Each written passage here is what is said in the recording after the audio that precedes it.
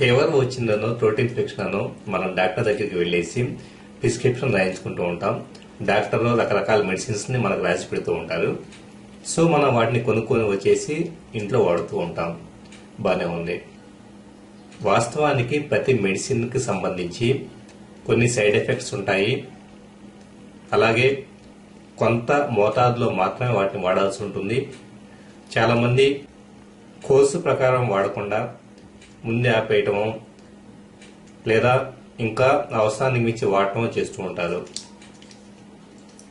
So ఇలాగ medicines ని ఇష్టానుసారం వాడటం వలన వచ్చే ఎఫెక్ట్స్ ఏంటి అన్నది చాలా మందికి తెలియదు.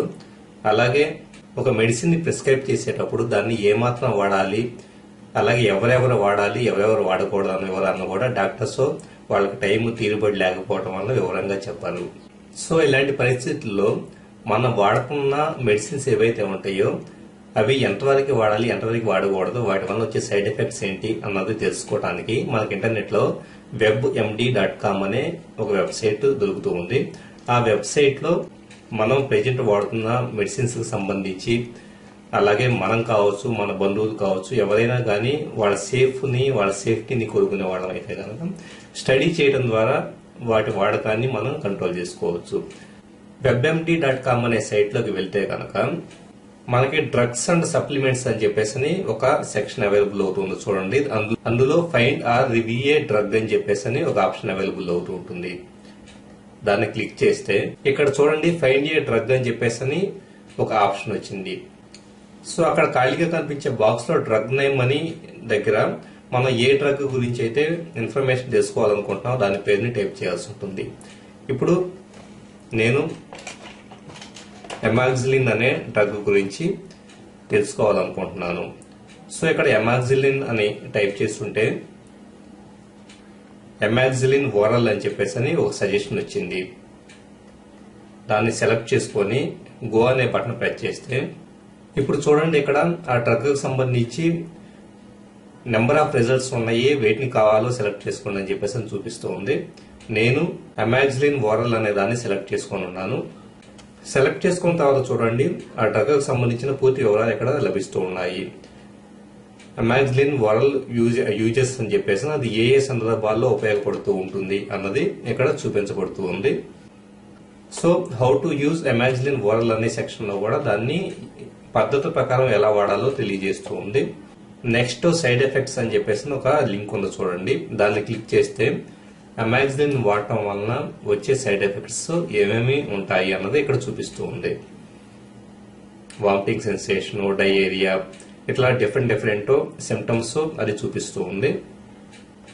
అలాగే ఈ మెడిసిన్ ని ఎక్కువ కాలం వాడటం వలన వచ్చే సైడ్ ఎఫెక్ట్స్ గురించి ఇక్కడ use of this medicine for prolonged use అని చెప్పేసి చూపిస్తూ ఉంది.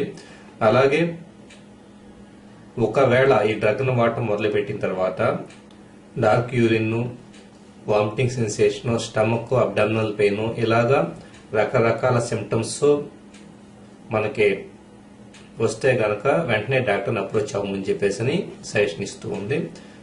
నెక్స్ట్ ప్రికాషన్స్ అని చెప్పేసి ఇంకో సెక్షన్ అవైలబుల్ అవుతూ ఉంది. చూడండి, ప్రికాషన్స్ అనే సెక్షన్ లో ఒకవేళ ఈ డ్రగ్ కు సంబంధించి ఏదైనా మనకి ఎలర్జీ ఉందని చెప్పేసి ముందే తెలుసుంటే డాక్టర్ కి ఇన్ఫార్మ్ చేయమని అది చెబుతూ ఉంది. చూడండి, before taking amoxicillin tell your doctor అని చెప్పేసి ఒకవేళ పెన్సిలిన్ లేదా వేరే డ్రగ్స్ కి మనకి ఎలర్జీ అనేది ఉంటే కనుక డాక్టర్ కే ముందు చెప్పమని చెప్పేసి ఇది సజెస్ట్ చేస్తూ ఉంది.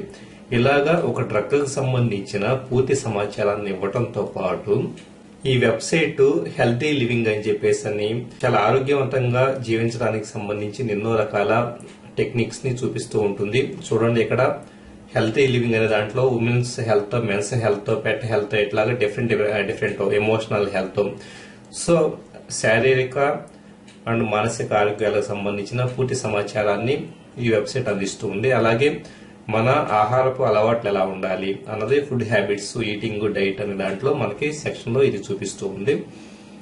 అలాగే పేరెంటింగ్, ప్రెగ్నెన్సీకి సంబంధించిన డీటెయిల్స్ కూడా మనకి వెబ్సైట్ చూపిస్తూ ఉంది.